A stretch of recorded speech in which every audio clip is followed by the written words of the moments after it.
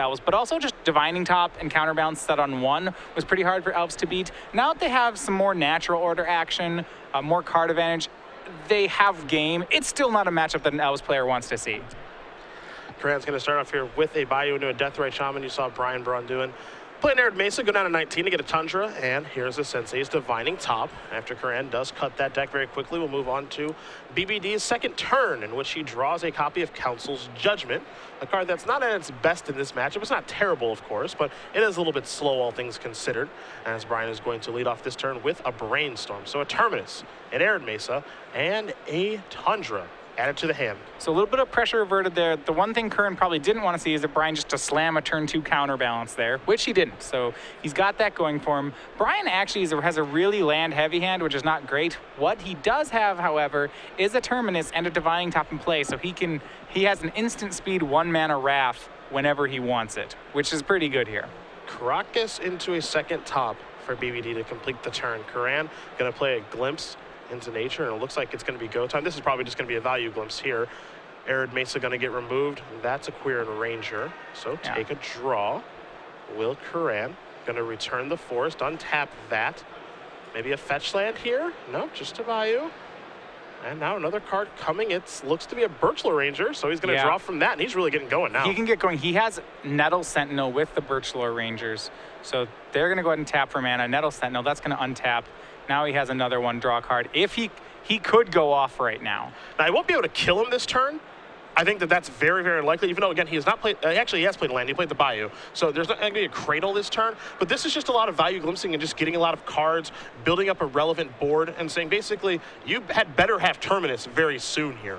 Yeah, and interestingly enough, if he didn't, he could have killed, like, there was a potential kill that turn. Not an easy one. Yeah, Terminus will happen from Brian. He would have had to go full combo to win that turn. He would have had to run absolutely perfect, which was definitely not the case. That girl, I mean, it's still a good turn. Don't get me wrong. Great turn. He forced Brian to use that Terminus. And remember, because of Glimpse, it didn't cost him any cards. Yep. So BBD, going to take a look at the top 3 cards there. Another copy of Terminus. Best card in this matchup. Best card. You have to say it. Along with Sensei's Divining Top, it is the best card in this matchup. An instant speed Wrath for a deck that relies on having creature density. As the Flooded Strand's going to come into play here for BBD. Back to Curran we go. Draws another copy of Glimpse, but he's got to rebuild his board as Brian took care of the first wave of Elves. Yeah, Glimpse is one of the best cards for Curran in this matchup, however. As it lets him continue to commit to the board without actually committing to it. But you're right, Brian does have have another Terminus with Divining Tops. He's trying to survive up until the point where he can find a counterbalance and then lock Curran out of the game. So Elvish Visionary will draw Curran a card. Yeah, so Curran might go into that card advantage mode of Elves where he starts playing Wirewood Symbiotes and Elvish Visionaries and just drawing a lot of cards without actually playing cards. That's kind of what Elves gets to do. It gets to cantrip all its creatures. A spinning of the top here for Brian after he does draw his card. Scalding Tarn going to come into play. See what else he has to do this turn, if anything. He's just going to simply pass the turn back over to Curran, who will draw a card. It's a copy of Nettle Sentinel. Remember, all those creatures actually went back into Curran's deck as he starts by attacking for 1 here. Yeah. Brian does have a lot of tools available for him. Being on the play, he had a pretty good anti-elf draw here. He does have Council's Judgment in hand. That one not as good, but he has a Swords to Plowshares as well as that Terminus he's been floating. So a lot of things he can do here. Looks like it's going to be a Zenith for 1. We'll see if Brian does have a response to the Zenith for 1, and he does. He's going to Swords to Plowshares the Visionary, and likely the Zenith for 1 is going to search up a copy of Wirewood Symbiote to be able to let that engine start going. So maybe Curran's going to search for something different now.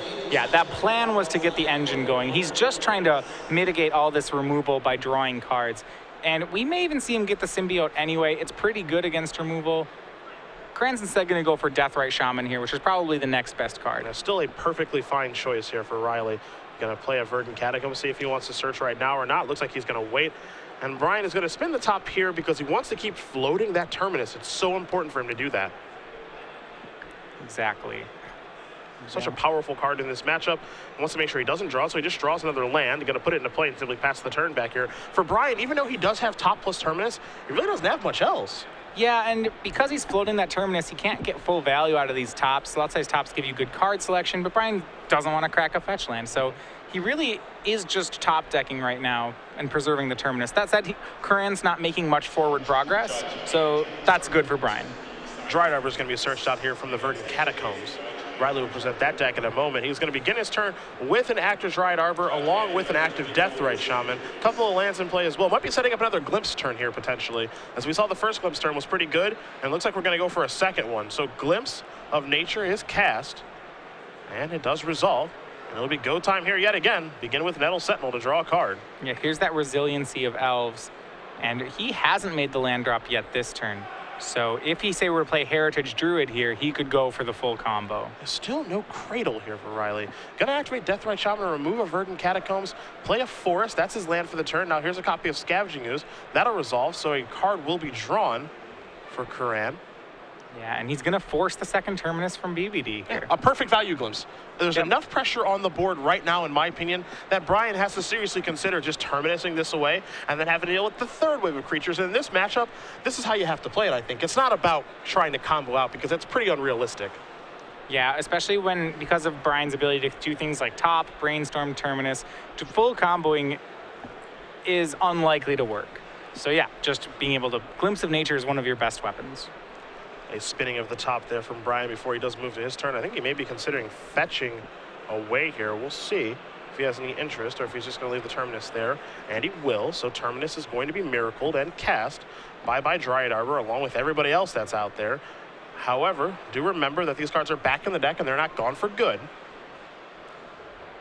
And Riley can glimpse and draw them all again. And that's not the worst thing in the world. Terminus is a fantastic card, do not get me wrong, but being able to reuse those resources seems like it may be pretty important here, as BBD is going to actually draw a card from his top right away.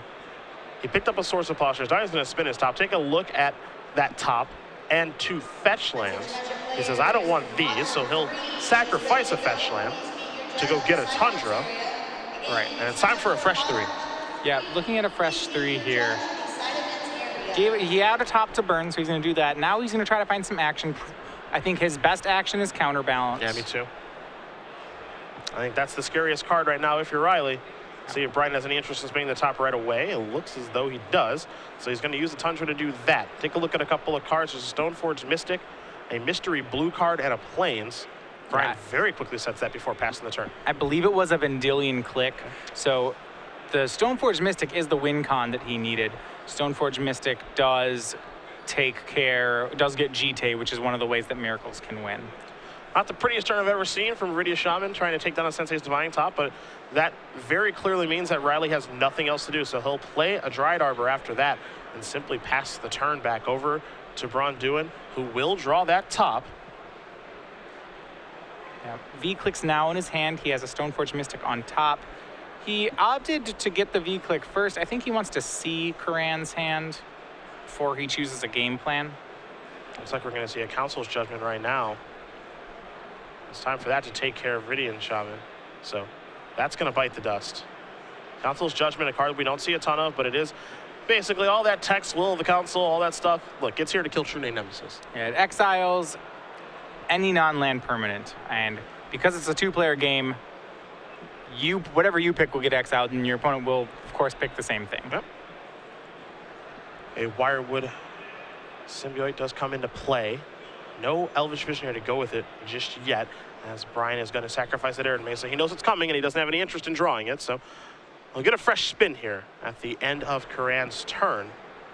Again, very important match here for both players. Riley's sitting at 10-4. You're not sure if X&4 is going to make top 8, but you're not going to know unless you win the next 2.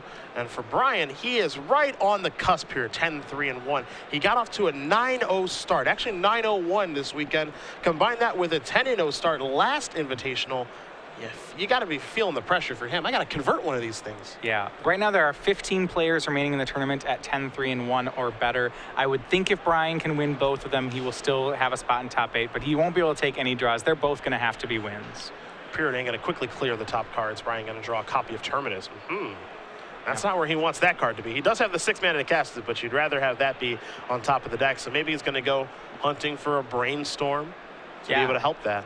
If he can find one, he'd definitely like to do it. We see he's going to V-click here to see what he's still facing. And nothing too exciting over there. You've got a Crater of Behemoth, a Natural Order, and a Gaia's Cradle. I'll be surprised if Brian does take anything here. None of this stuff matters all that much. Yeah, I mean, the natural order could be, I mean, it isn't that problematic. It would just be getting, I suppose, a Crater Hoof here. I suppose if you're scared of Progenitus. Yeah, main deck Progenitus. Yeah, which is not a main deck card for Combo Elves, and it's not main deck here, I do not believe, for Curran, and it's not. His singletons are a Scavenging Ooze of Viridian Shaman and a Lana World, so no main deck Progenitus for him. One in the sideboard, but not one in game one. And to be fair, Braun-Duin does have the answer with a Terminus in his hand, so Riley's just going to play a Cradle. Yeah, this is 7 mana now available to Riley Curran. One short of hard casting that Crater Hoof. Cradle generating 2 because of the Dryad Arbor. And it looks like maybe it's going to be time to try to cast this. So this will be a natural order. Now, what makes this interesting is I don't think it's going to be a big creature. I think it's going to be Elvish Visionary. He's going to be, I would be inclined to agree. Remember, BBD has assembled Caracas plus Vendilion Click. He's also going to has that path, or sorry, swords still left in his hand, similar. Going to get the Wirewood Symbiote. So now Riley can change his mind as to what he wants here. Any green creature that he wants is what he can get. He's going to go through the deck, and there is the Visionary. I had a feeling he was going to try to get that engine back online because Crater Hoof right now doesn't do very much. So it's time to cantrip and try to rebuild. Yeah, the best part is when they take away your Symbiote, the elf you find is still Elvish Visionary. Yeah. I need a cantrip. I need to get some action going, and he's certainly going to try. So this is step 1 for Curran. And again, even though it feels like he's behind in this game, and I do believe that he is not so far behind that this is a hopeless situation. He's still got plenty of time. He's at 20 life. Yeah, and you see, I believe, Green Sun Zenith found for Riley. Yeah.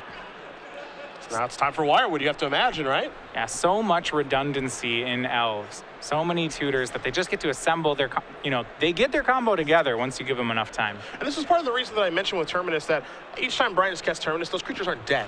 They're back in the deck for you to reuse again. Yes, it's a very efficient Wrath of God-esque spell, and some of those cards you probably don't want to draw a second time, but some of them you certainly do, and 2 of them are right in play right now.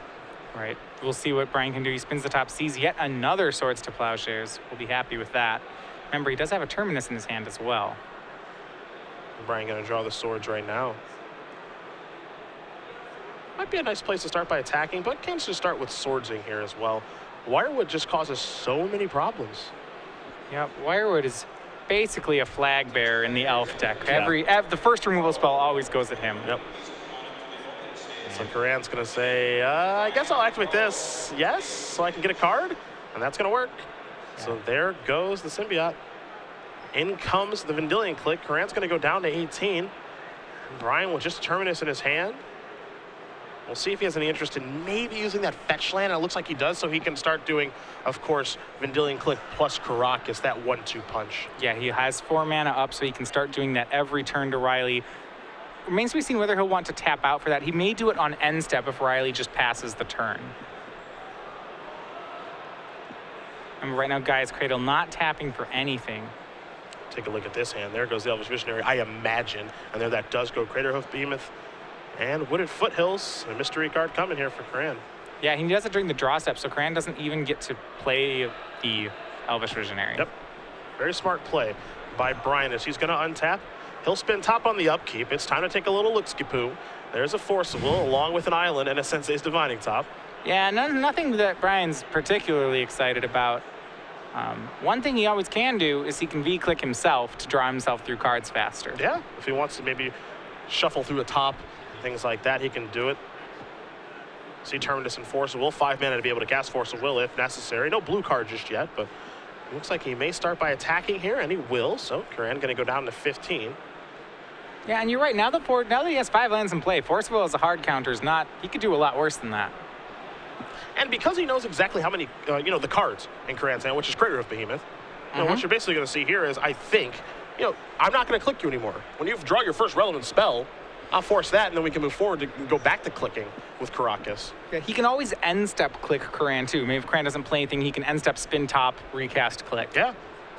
Work with some good information there. So Dryad Arbor going to be searched for via Wooded Foothills. Curran can get the beatdowns on. It is a tie score at this point, 14-14, as we do work our way through game number 1 of round 15. See, Curran going to count the mana here. Cradle's going to tap for 2. You got 3, 4, 5, 6, 7 mana. Curran could get a little interesting here with the Curran Ranger. He's going to go ahead and... Yep, I had a feeling. Yep, making an extra mana there. And that should be enough to try for this Crater Hoof. Nah, he's going to cast it. He's going to hope for the best here. And this is exactly why I think Brian left the Force of Will. You know, for something like this, where, all right, I can counter that card. Sure, you can still attack me for 2. I'll go down to 12, but countering Crater Behemoth is very important there. Right, so Brian gets to take that card out of his hand. So now Riley is down on cards. Remember, the last card in his hand, just a land. Yep. And with Terminus in his hand, Brian should feel good about this game. Curran going to go down to 11. Brian drew his card for the turn. It was simply an island. Terminus still here in play. We could see Brian cast Terminus here and pick up his Vendilion Clique with Karakas if he'd like to play that land. How good of a play is that? That's arguable, but he does start by playing land. He'll just spin the top instead. Yeah, well, Brian's got so much good pressure here. So he's doing 3 damage a turn to Riley's 2, which means he has Riley on a 4-turn clock, whereas Riley takes 6 to kill Brian. So Riley's going to need to commit more creatures to the board if he wants to win this race. However, when Riley commits more creatures, Brian, as you mentioned, can simply bounce the V-Click and Terminus.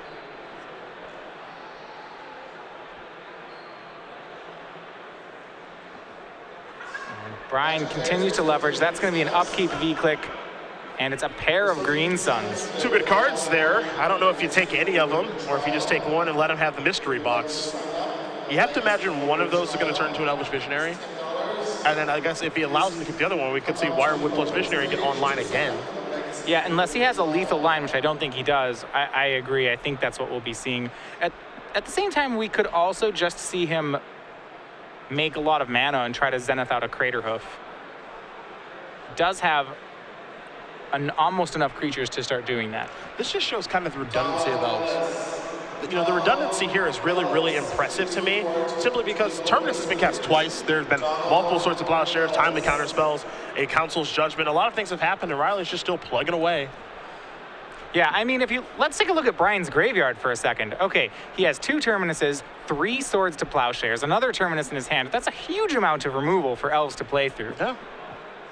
Still being able to do it, though. A bunch of mana's going to get tapped here. So now it's going to be an attempt at Crater Behemoth, I believe. It's time to spin the top. Brian going to look at a couple of cards. Again, this is the attempt to the Green Sun Zenith for a Behemoth. Brian will look at those cards. This is going to resolve. So yeah. Crater Hoof, I'd like to grab you, and Crater Hoof is going to give everything +3/+3. So this is a healthy sized attack here. 6, 7, 8, 9, 10, 11, 12. He's got a block. Yeah, Brian's going to go down to 1. This is pretty big. Means Brian's going to have to burn his Terminus. He goes to 1. Wow, and Riley maybe is able to fight through even this amount of permission would be really impressive. Still left with his Zenith in his hand as well. Let's not forget the Curran Ranger will be able to pick up that Dryad Arbor when Terminus does his cast, so that'll be able to present lethal the following turn. Not right away, of course, because it will be summoning sick, so long as Curran does remember to pick it up. Brian draws his card for the turn. It's just a Volcanic Island. Yeah, and this is why, even though Blue White Miracles is a control deck, he needs to turn the corner and win sometimes in this matchup. He wants something like that Stoneforge Mystic finding Jite. All right, he can't go for that line. We figure out why. Jite, though he's playing the Stoneforge Mystics, he doesn't have the Jites in the deck. They're just for Batter Skull. So this is a Heartcast Terminus. Curran's going to use Curran Ranger, pick up the Dryad Arbor. The rest will go back into the deck. Sure. To be used at a later date. Curran going to cast maybe a Zenith here, and he will. That'll be for 2. I have to imagine it's just another Elvish Visionary. When Brian's at 1, a lethal attacker that draws the card is very strong. That's exactly what he will find. So after shuffling up the deck from searching that out, a mystery card is coming. Dryad Arbor also helping to present lethal damage in this situation, also fueling the Cradle, of course. But this game isn't about the Cradle so much. It's much more about just those 1/1 dorks maybe getting the job done here. Yeah, what it's going to take for Brian is he needs to draw one of his 2 Stoneforge Mystics. He has enough mana to cast Stoneforge Mystic and Batter Skull in the same turn. And if he does that, he's got a shot here. But I think that's the out he's on. It's time to Zenith again here. This one was for 1. I imagine we're going to see Wirewood here. Yeah, Brian hasn't swords to all of them yet. Not just yet. He's gotten close, and that will be Wirewood. Now, of course, don't forget the Dried Arbor was played on this turn, so it can't tap for mana. Right. But being able to present 3 unique and individual lethal threats at this point here for Curran is pretty powerful. And he's simply just going to pass the turn back. Brian's going to spin that top. He's already cast 3 Terminus. Terminus, as good as it is, it doesn't get to go back in Brian's deck. Right. He only has 1 Terminus left. Let's see if he can find, though, that Stoneforge or something similar. He has Jace the Mind Sculptor. Hey, Jace is a great card, one of the best cards in Magic history. However, I'm not sure it can get him out of this situation.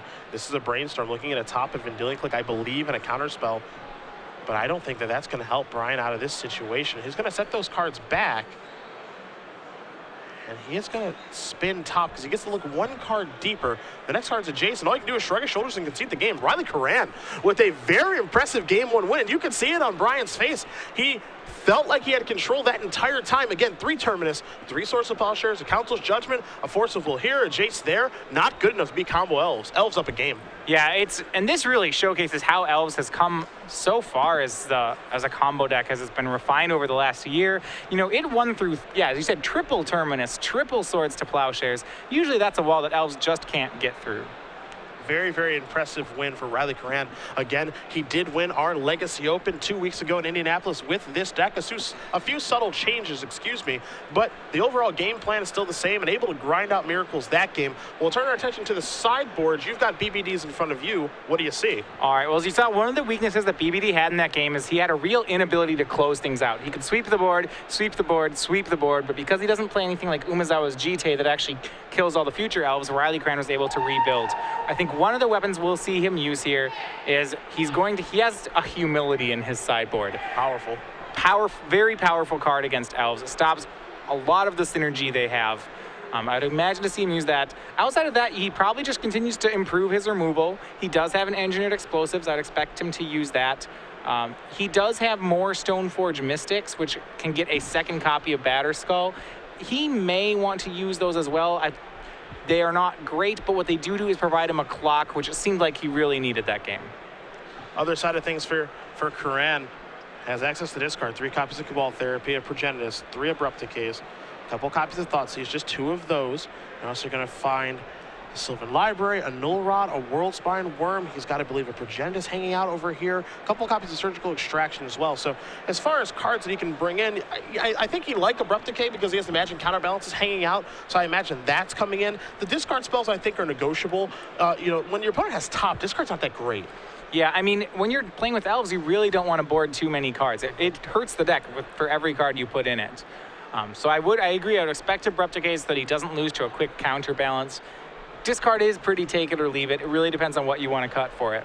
I do like the Sylvan Library in the sideboard, though. I am a big fan of that card. Yeah, it's the closest thing Riley has to Sensei's Divining Top. Yeah. And if we're going to play some grinded out games, like the first one that we just saw, that'll certainly help Riley in that department. So these players are going to shuffle up here for game number 2 in round 15 of 16. If you are just joining us, it's Cedric Phillips and Matthias Hunt bringing you the coverage. Patrick Sullivan taking a little break right now, but he will be back in the booth later today at SCG Live. Hashtag SCGINVI for your tweets all weekend long. We have seen some amazing Magic this weekend, some unbelievable games, some crazy wins, and even some crazy decks. You mentioned Jared Ventures. He's sitting down the sideboard right now talking with Andrew Shroud about his Dak Faden control deck. Yeah, Jared Betcher having a great tournament, as you said, with a really great legacy deck. He's one of the 2 people who's pretty much a lock for top 8 right now. He's entered the round at 12-2. There's only him and Alex Bertoncini have that record or better. Everyone else is at 34 or fewer points. Yeah. Able to double draw into the top 8 here for Betcher. So it looks like we've got 2 players locked up. And let's not forget, Betcher top 8 at our last Invitational during Season 1. So if we're talking about at-large bids for the end of the year, you got to imagine Jared is headed that way. Yeah, it's depending on how far he goes in this. He may not even have to worry about an at-large bid if things play out right for him. That's true. 3 more match wins is all he's looking for. But we turn our attention to these 2 gentlemen, one of which already qualified for our end-of-the-year Players' Championship. Brian Braun-Duin, 10-3-1 with Blue, White, and Miracles. Riley Curran, well, he just won a Legacy Open a couple weeks ago with Combo Elves.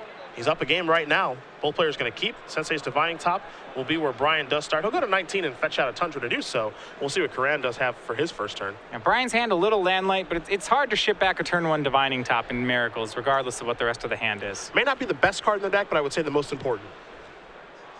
Hard to say what the best card is in Miracles, honestly. I guess Jace, because it's Jace. I mean, Jace is a 4-mana spell that usually wins the game. I mean, this top is certainly the engine of the deck. Yeah. Brian going to play a plane. You see a Swords in his hand, also a Forcible hanging out over there. For Curran, actually no turn 1 play. A little interesting to see if he wants to search out a Dryad Arbor here, open himself up to Swords to Plowshares. The answer is a resounding no. He does not. So he's going to start by playing another fetch land, and it looks like just pass the turn back yet again. Interesting. What I would read from that is that he has a Glimpse of Nature in his hand. He wants to set up on turn 3 is usually when you pull the trigger and you just go Glimpse Elf Elf. Get a little bit of value. Yeah, if one of them's a Birchlow Rangers, you could even go Glimpse 3 Elves. Curran gonna go search it, get a Dryad Arbor right now, see if Brian wants to Swords this. Looks like the answer is yes. So bye-bye Dryad Arbor. Curran will gain a life, gonna sacrifice that fetch land. Of course, that one Dryad Arbor will be removed, and he's on top of it, the Elves Master that he is. Yeah, gains a life there. You do see Brian's hand has some control elements. It's still a little weak right now. He does have a Force of Will, he does have a Spell Pierce, but he doesn't have any action right now. The ability to close out the game seems difficult for Brian. You know, he can't really turn an advantage and really take advantage of it unless he has Jace involved. Now, I do think that things get a little bit better after sideboard just because of Stoneforge Mystic. You know, he's got a couple in the main he can board into the other 2 that are in his sideboard.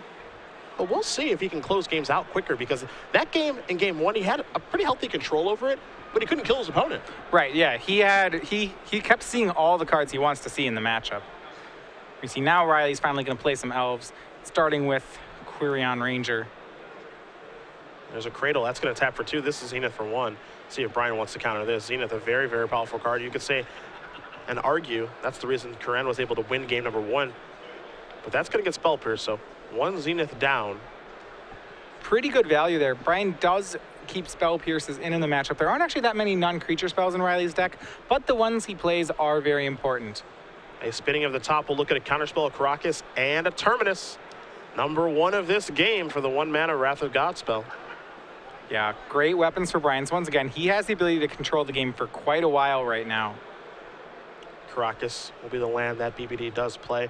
Curran a little bit behind on lands because of his Swords to Plowshares taking care of a Dryad Arbor, but his deck does not need a lot of mana to operate, as well as Cradle making up for that disadvantage right now, tapping for 2 mana. Curran taking a look at his hand, trying to figure out exactly how he wants to lead off the turn. When you're playing against a Miracles opponent who has 4 mana and a top in play, it's not the easiest place to be. Yeah, you'd expect him to have 1 removal spell, probably 2. When you play Elves in this matchup, I would imagine he's playing it as slow as possible. He's just trying to max value every card. And we kind of see that every time he's been Green Sun Zenithing, it's pretty much always getting an Elvish Visionary or another Wirewood Symbiote. He's just, every time he's casting a Glimpse, he wants to draw 2, preferably 3 cards off it. He's just trying to out-resource Brian. Hasn't played a land just yet. Looks like he's going to start by attacking. Interesting. Depending on your Miracles opponent, this could be a very, very dangerous play. Some do play Venser, for example. Yeah, it's going to work here. Brian does have a Vendilion Click, it looks like, in hand. That's his remaining card. But I don't think he wants to give up the Vendilion Click Caracas engine here. He's going to Flash V-Click into play, but we'll see what he chooses to do. Here's the grip. And it's not all that exciting. A Crater of Behemoth, a Green Sun Zenith, a Glimpse of Nature, and then a couple of lands, 2 forests, and a Windswept Heath for Curran. Yeah, that's a lot of lands for an Elf player to have in his hand. That may be part of the reason that Riley doesn't mind if you kill my Dryad Arbor, that's fine. Even though Dryad Arbor is quite helpful here, helping generate mana for Gaia's Cradle, as well as a great thing to sacrifice to Natural Order. So, Curran's saying, you want to take a forest? I don't mind. Yeah, I imagine Brian will still take the Green Sun Zenith. It's either that or nothing. And yeah, he'll go with the Zenith. Yeah, Zenith's so powerful. It's hard to leave Zenith as it's basically a wild card for any of the Elves. So there are very few draws that are actually better than a Zenith for Curran. This is a pretty good creature to block, too, if Brian wants to. So, thumbs up is given. The Quirion Ranger will trade with the click. A damage will come across. Riley, again, has not played a land yet this turn, so he will This will be 3 mana, and that is an Elvish Visionary. Thank you for the help, Brian. Yeah. Does this resolve? Yes, it does. Speaking of cards that are actually maybe better than Green Sun Zenith in that situation, well, that was the guy he was probably going to Zenith for. So just saved Riley a mana there. Brian going to take a look at a couple cards. Draws a copy of Counterspell. All Brian can do is pass the turn back. Again, you see and you hear about how a lot of players feel that Blue White Miracles has a huge advantage over Elves, but I love the way that Curran is playing this matchup. He's not in a rush, because why? No reason to be. Yeah, he can try to outmuscle this Miracles deck on card advantage, and that's exactly what he's doing. The green deck should never be able to outmuscle the blue deck on cards. Green's, that's what we see. That's what we're seeing. I mean, green takes the extra step of playing creatures to do it. Yeah. So gonna tap a little bit of mana here with Curran. Maybe it's time for the Cradle. All right, that's gonna tap for 2. see, the downside of drawing extra cards in a creature deck is the extra cards you draw are just more creatures. Your definition of downside is a little different than mine. I love creatures. A Null Rod, the sideboard of Null Rod, here to take down Sensei's Divine Top. This will probably bring some action from Brian. Well, it's going to force the hand. It'll determine when Brian has to Terminus if this resolves. I don't think Brian can let this resolve I don't either. think so either. I think top is too important. As you mentioned, it's the engine of the deck. And this is the kind of card that Riley wants to get countered because, hey, if you counter this, that's fine. But if you don't, that's fine too. Now this is, and that one is probably even more important to resolve. Sylvan the Null Rod. Library. Yeah, and we'll see just what Brian wants to fight over. 2 great draws here for Curran, and whether or not Brian's willing to empty his entire hand to Force of Will this. Yeah, Brian has a Brainstorm and a Force Will in his hand. And Sylvan Library is so powerful. You see Brian giving this heavy consideration. Do I have to counter this? Yeah, I think I do. That's exactly what he's gonna do. Yeah, if he doesn't 2-for-1 himself now, Sylvan Library will easily make up that card advantage down the road. Riley can draw 2, probably 3 extra cards off it safely. Is spinning at the top here by Brian. The top card of his deck is a pretty good one. It's a copy of Counterbalance. That's going to come into play. Riley Curran's going to sacrifice a Windswept Teeth. And let's see if he searches out a Bayou. I had a feeling he might. You have to imagine Abrupt Decay is in his deck after sideboard. Yeah, and this is what Brian was missing game 1. He needed a way to start to close off the board. Counterbalance is that card, so now when Brian terminuses, he can permanently keep Riley's board clean thanks to Countertop. Now that's the goal. That is the goal. So Curran will untap right now. He's going to take a draw here. Not sure exactly what it is. Going to start by playing a Force. You see the Behemoth and the Glimpse of Nature in his hand. Neither card all that impressive right now. He'll start by attacking for 2. Down to 14 goes BBD. And all Curran can do is pass the turn back. So Brian is going to spin his top, look at a Council's Judgment along with a land and a copy of Terminus. He will draw a card here. He'll play a Tundra. And he'll spin his top one more time. Make sure he knows exactly what he's got. The new card is a fetch land. He's going to leave Council's Judgment on top before passing the turn back over to Curran, who draws a mystery card and just starts by attacking for 2 again. The big question here, Matthias, is when do you fire off this Terminus? Well, Brian's got some time. He'd like to find maybe a Stoneforge Mystic. A 1/2 would give him forever. So as it is now, he can't indefinitely take hits, but he can take them for quite a while. I think he wants to get close to having max value on this Terminus, though maybe he's going to fire it off now that he found a second one. Curran going to fire away here yet again. The answer is yes. Going to put Brian down to 10 and just pass the turn back. Brian, again, with a fetch land in play, copies of Terminus on top of the deck, and he says, all right, let's fire one of these off.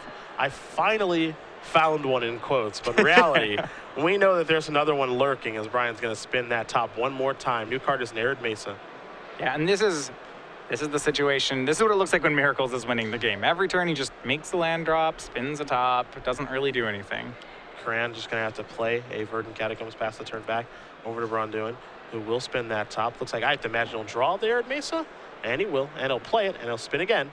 Make sure he knows what's on top. New card is the Plains, leaves Council Judgment on top, passes it back to Curran, who is going to sacrifice a fetch land. I bet you want that Elvish Visionary. That's not going to happen, though. Can't get Dryad Arbor, though, of course, because Terminus put it back in the deck. Yeah, there's that. So he'll always have that Dryad Arbor because those removal spells are Terminus.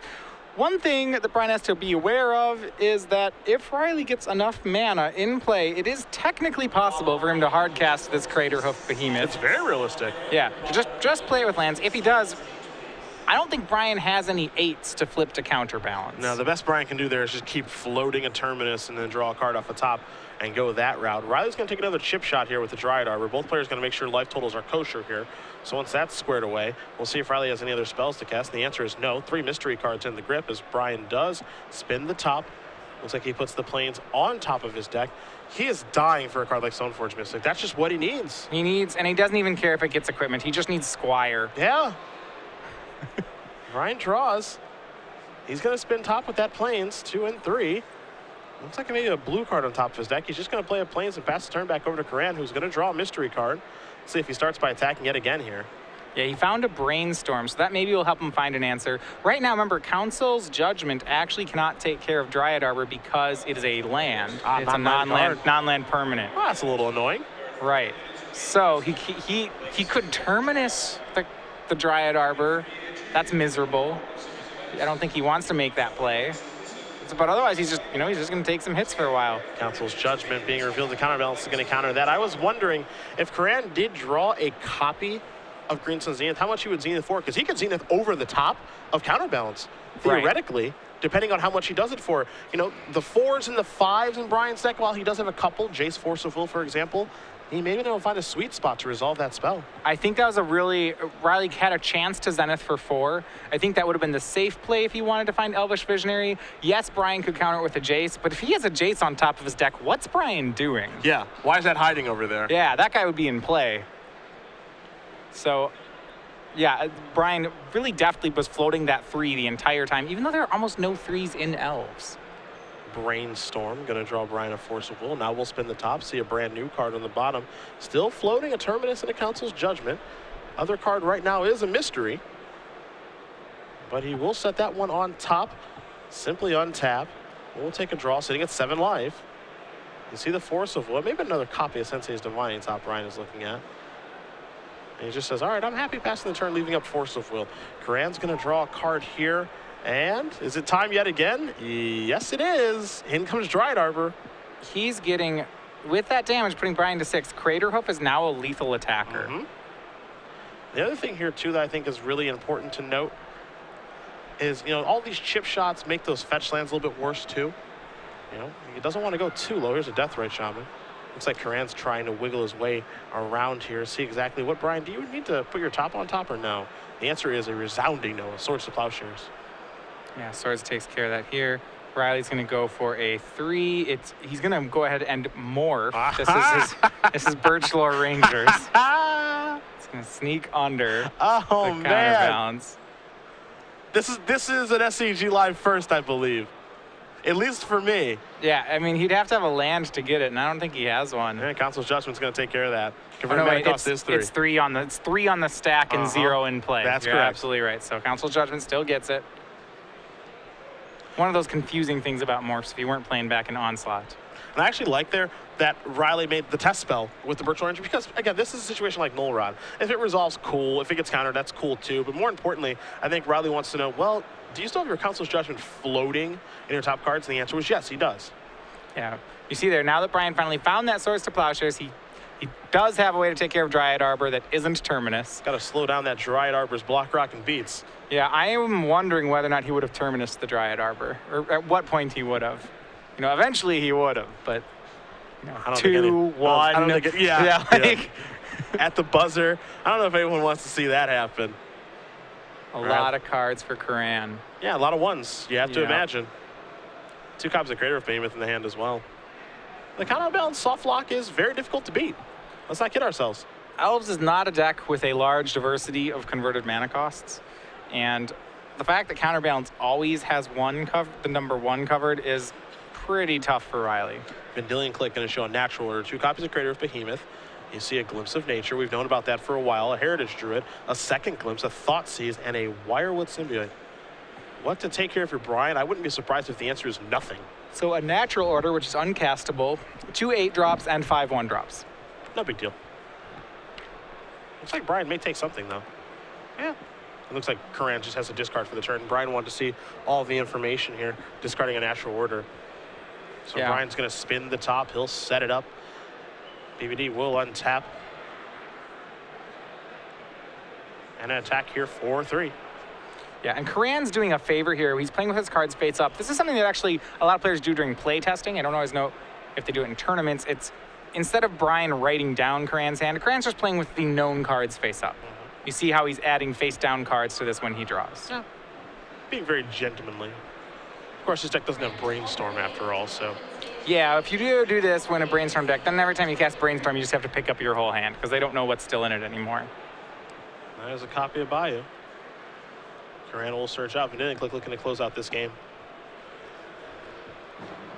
Yeah, he's gonna, I mean, Curran's still just trying to draw into an Abrupt Decay here. It's gonna take him a while. Only seeing one card per turn. Doesn't have the engine online like he did in the prior game. Let's see if the mystery card he drew was any help. He's going reaching for mana right away. Yeah, if you're Brian, you have to be a little concerned because of the clock. Remember, that time up there is correct. Brian already has a draw, and another draw would take him out of top 8 contention. We are being informed right now, Brad Nelson did win his match over Bernie Wynn. Brad Nelson was X3 coming into this round. Yeah, that will put him close to top 8. He may even be able to draw in from that spot. Yeah, Brad wasn't sure about Deathblade at this tournament. He was a little unsure of himself. He said to me, you know, I'm winning a lot with this deck. Is this deck even good? And I said, Brad, why are you asking me? Absolutely. I mean, I know I watch a lot of Magic, but come on, man, you're Brad Nelson. If you're winning with the deck, just play it. Gonna spin the top one more time, will Brian. And Brian is playing at a much faster pace because you see the clock in the middle there. We have under 15 minutes in the round. Tick-tock goes that clock. Curran's gonna draw his card. He's gonna pack it up. The last thing either one of these players needs is a draw. Yeah. Believe you me. Riley could take one and have it be fine. Brian most certainly does not want to draw. Brian gonna win game number 2 here over Riley Curran. We're headed to game number 3 here in just a moment, my friends.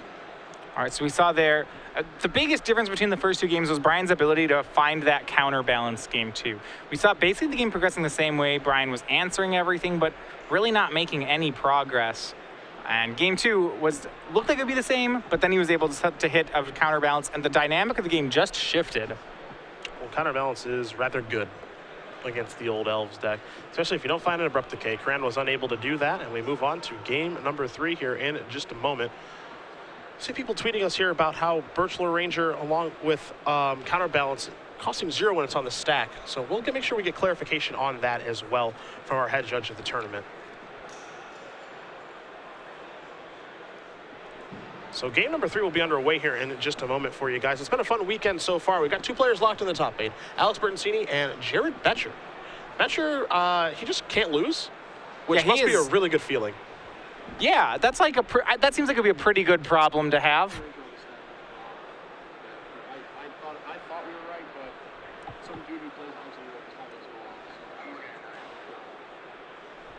So Yeah, it's a great problem to have, not losing at all. Yeah, why would you lose? Jared has been having such a strong year on both the Pro Circuit and the SCG Circuit. Yeah.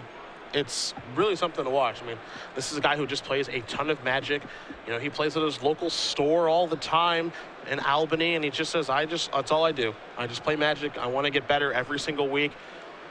I just want to keep winning, and that's what he's been able to do all year long. 9th at his first Pro Tour, 10th at his second, and now a second Invitational top 8 this year. See if he can convert that into first place, qualify for the Players' Championship, $10,000, and of course, his likeness on a token.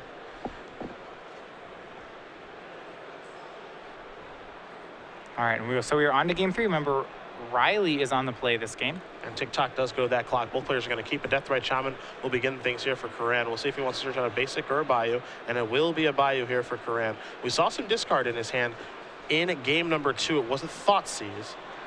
Now there's a Source of Plowshares from Brian with an Arid Mesa. Brian, I imagine, will search out a Tundra here because he doesn't have to fear Wasteland. And both players are going to be playing at a very, very fast pace here because they do not want to get a draw, and this is a slow, grindy matchup. So Elvish Visionary is going to be placed on the stack. We're going to see if Brian will let that resolve or not. It's crazy to think about Force Willing this, but the card is so good that he actually is going to. Force Will removing a Spell Pierce. So Elvish Visionary gets its extra card after all, though not in the way that Curran was expecting. Elvish Visionary is broken. It's way too good. BBD did have to counter it in 2-for-1 himself to do so. Curran picked up a copy of Glimpse. He's going to try to resolve that. This counter spell says absolutely not. There's a Dryad Arbor, and simply passing the turn back will Curran over to Braun-Duin, who does have a top in his hand, I believe, and he will deploy that in a Scalding Tarn before passing the turn back Over to Curran, who does draw a card for the turn. There's another glimpse hanging out over there. Yeah, Curran running Brian out of resources, but Brian has the ultimate card advantage engine in his hand. That is Jace the Mind Sculptor. The remaining 2 cards in his hand are a Jace and a land. It's always fun when players speed up and play really fast, and then all of a sudden they have to slow down and think for a minute. I guess, all right, I'll lean in for 2. It looks like Brian may spin, and he will spin before letting this resolve. A Swords, a Top, and a Brainstorm is what he's looking at. He's going to place those cards back. Curran's going to say, let me get a 2-drop out of my deck. I imagine it's a Visionary, and it is. Time to cantrip after shuffling.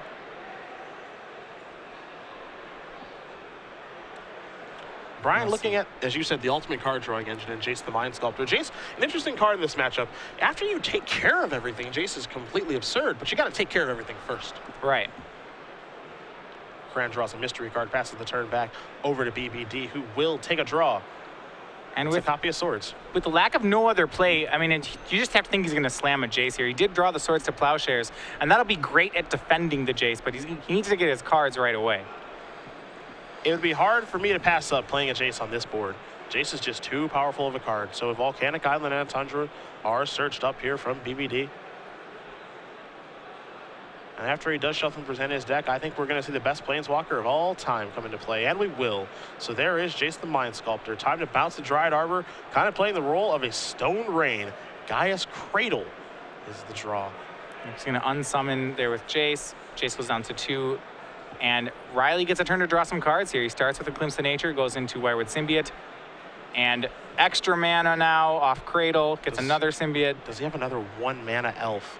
Still a good turn nonetheless. And looks like this is going to go into... Yeah, Brian said, me? I said, no.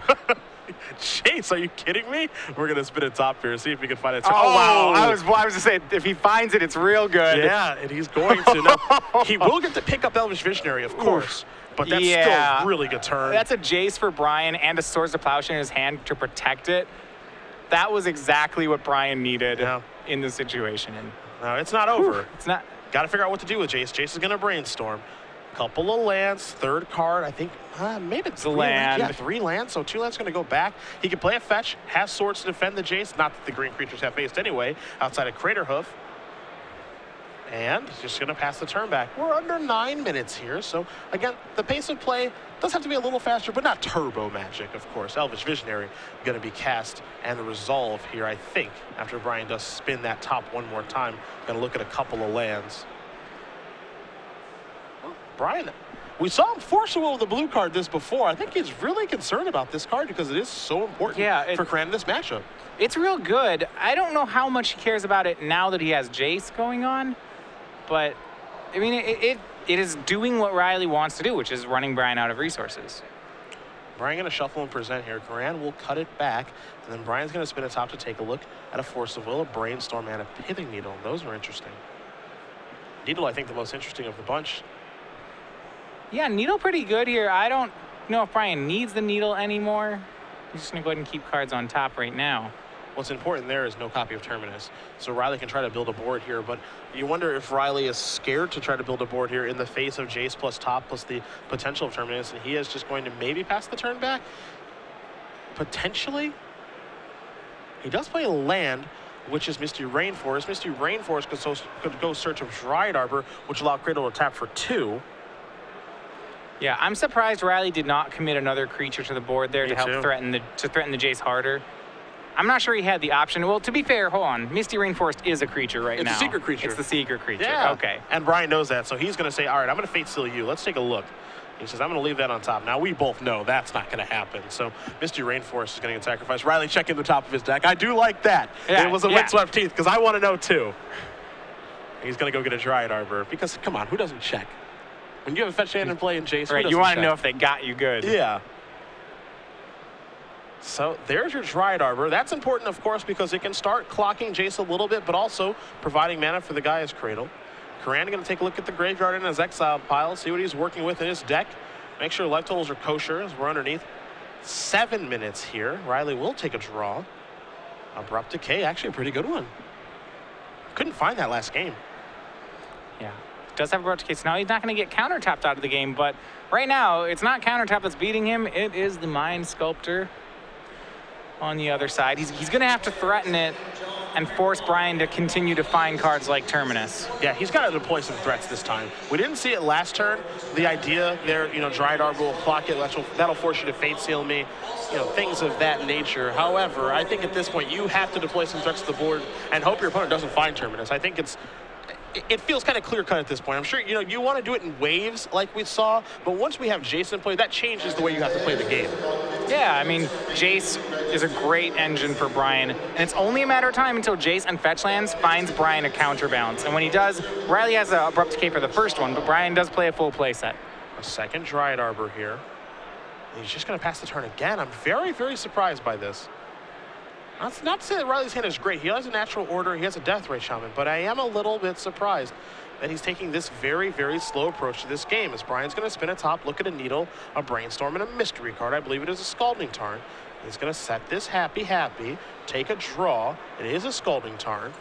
Yeah, he just wants a full deck reset for his Divine Tap. He's going to plus the Jace to give it some insurance and actually scry a card to the bottom here. Now, this is a Fate Seal. Now, this play is very, very interesting. End of turn, Abrupt Decay your Sensei's Divining Top. Curran wants that thing out of the way so he can get moving into a Terminus. Yeah. I feel like right now he's making his move. Yeah, no Terminus allowed here, or at least not without a Brainstorm. And even then, the top card is Divining Top, so he's not going to be able to Terminus here. We will see what Curran does here, and it looks like he's going for broke, starting with Nettle Sentinel. Now it looks like it may be time for Wirewood, and it is. So that's 4 creatures in play. 4, of course, guys. Cradle, that's going to tap for a green. This is a Deathray Shaman. Yeah, we are moving in. That's going to come. This is a Cradle. That's going to tap for 5. Natural Order, perhaps. Yes. Sacrificing Nettle Sentinel. Will this resolve? The answer is a resounding no. Force of Will says, I don't think so. So Curran went for it. It did not work out. Now he has to decide what to do here. And he's going to pick this up. He'll untap there. He'll replay there, as he did have mana floating. And this is going to come into Jace. That's going to put that down to 2. Not a bad attempt there by Riley. I like what he was going for. He does have some board presence here. Brian going to draw that Sensei's Divine Top. You see the Brainstorm in his hand. What we know is that there's not Terminus hanging out just yet. Right. Because Brian hasn't made a land drop this turn, he can crack Scalding Tarn. He can like use top, spin top, crack Scalding Tarn, Brainstorm, play a land, crack another fetch land, top. He could be looking at 9, possibly 10 cards. He's got a lot of looks at it. Yeah. Spinning at the top right now, and that's a Swords, a Council's Judgment, and an Island. Brian gonna ponder those cards, no pun intended, figure out what he wants to do with them. Yeah, the interesting thing is he can Jace to take the 2 removal spells, putting back his hand, and then go ahead and crack a fetch land to try at the Terminus also. This is rather appealing. But there's the potential for Jace to die then? Yeah, he doesn't want to lose Jace. It depends if he needs Terminus to win. If he needs Terminus to win, then he has to play like he's going to find Terminus. Here's a tough spot. Brian's got about 3 minutes to figure it out. Clock is correct there for you guys at home. Time has been called in the Invitational, but these players, since they were in a feature match, a bit of an extension. Brian going to sacrifice a Scalding Tarn, go down to 14. It's time to search for a land. What this means is that what he saw on the top, he was not happy with. You have to imagine, if he's not happy with those, he's only happy with one thing. It's got to be Terminus. Yeah, and he's got to play fast. Brian maybe can Terminus in 2 minutes, 50 seconds, but winning the game, that's something that Blade Miracles is not very good at doing. Well, Jace is the fastest way he can probably do it. So he's going to shuffle up here, and he does have Jace in play. We're going to see if he wants to Brainstorm with it. I imagine he's going to want to start by spinning the top, but he's actually going to go with Brainstorm. So here's a V-Click. That's Spell Pierce. That's a Karakas. The Karakas V-Click combo is pretty good, but it's a little slow on this board. Yeah, and Brian does not have control of the game. It's questionable whether or not Brian is even going to win this game if it goes all the way, if they had as much time as they wanted. I don't think Brian's winning it in the round. 2 cards are going to go back. You see Brainstorm, you see Karakas. Now it's time for a Brainstorm. This means he gets to see a new card. That new card, Healing Click number 2. Not that new. Yeah, not close, that new. Not there. So now what's going to happen is he gets to put 2 cards back and spin top, and top will reveal another new card. So 2 cards are going to go back here. Again, Brian has not played a land, as you did mention. That's why he's keeping that Karakas. We might see the Karakas with Healing Click 1-2 punch. Or does he want to try to spin? The answer is no. He's just going to pass the turn back over to Curran, who's going to quickly untap. He's going to take a draw. Then the draw step, he says, I want to see what you got. Oh, wow. Oh, yeah. You're taking that. You are taking that. Because he can cast it. Since that second cradle was the draw. Now, Brian's tapping here was not great.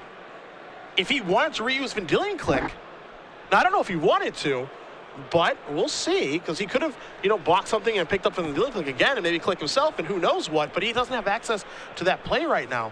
Curran's going to play a spell. That's a Nettle Sentinel. Now he's going to attack here for 3. Imagine this is all at Jace, who wants to make sure that the Jace dies. Brian's going to trade his V-Click away for one of these lands, but now he's lost his best asset. There goes Jace. It's time to untap Deathrite Shaman. And just pass. Not going to play Nettle Sentinel on this board. Can you afford to bob and weave like this if you're Riley? I'm not so sure. I mean, he picks it up in case Brian has something like Terminus, and if you look down, 1 card deep for Brian, it was the Terminus. Somebody found something a little nice. Brian going to draw a card. And as I said, I do think in a matchup where you have an untimed matchup, I think Brian's the favorite here, but I don't see that happening right now. It's so close. Because Riley's got such big draws in this situation that it's hard to say who would be the favorite. Curran with 2 cards in his hand. That cradle's actually in his hand. Of course, it's not in play. You can't have 2 of those in play. I know, at first, if you do a double take the first time you look at it, like, well, that sure is 2 cradles. This is an attack here for 1, 2, and 3. 4 is going to come in. You're going to play a Nettle. He says, I would like to use this with Wirewood to untap this. Is that okay? This might be time for Brian to pounce. Oh, yeah. He's going to spin that top. Terminus. Terminus is. Of note, we just hit turn 0 right now, so turn 0 is Riley's turn. Brian will have turns 1, 3, 5, and Riley will have turns 2, 4. V-Click, gonna show Cradle. Doesn't matter, can't take that one. Back to BBD we go. Again, top is on top of the deck. This is turn number 1. Top is the draw. Top comes into play. It's time to spin it. Spell Pierce along with an island. And here comes V-Click. There is no card like Entreat the Angels in Brian's deck. Nope. That he can find that will get him this in the extra turns. There's an attack from Nettle. Riley going to check his deck for Dryad Arbors. Simply pass the turn back over to Brian. Brian will spin. Terminus is among the cards that he's found. It's feeling like a draw to me, Matthias, and a draw is horrible for both of these players. Yeah, well, Riley, I think, actually is more than happy to take a draw here. Riley already not really in top 8 contention because he's at 10 and 4, playing for top 16. 10, if he finishes 11-4-1, top 16 is definitely an attainable goal for him. Sure. I think Riley is just fine with the draw. Yeah, this may knock Brian out of contention here. As Riley's going to sacrifice this Verdant Catacombs. We're moving into turn 4 in just a moment. This is the last one that Riley will have. Again, we know that Brian has a Terminus on top of his deck and a Spell Pierce in his hand. Vendilion Click here to play a little bit of defense. But this Marathon Affair, I mean, even still, this game still feels pretty close to me. I think that it's leaning a little bit towards Brian because of Vendilion plus Caracas and the top in play, but that's not to say that Curran would not be able to win this game. As here comes Dryad Arbor. There's a block. That's going to die. He'll play a Verdant Catacombs. Brian going to draw. He'll spin top one more time because he does get one more turn in this game. Take a look at, I believe, a counterbalance. That's exactly what he will look at. And we'll see if either player does come to a decision. There's an extension of the hand. It may be a draw. There may be a concession. Who knows? But a very entertaining match nonetheless here between Braun-Duin and Riley Curran. Elves versus Miracles.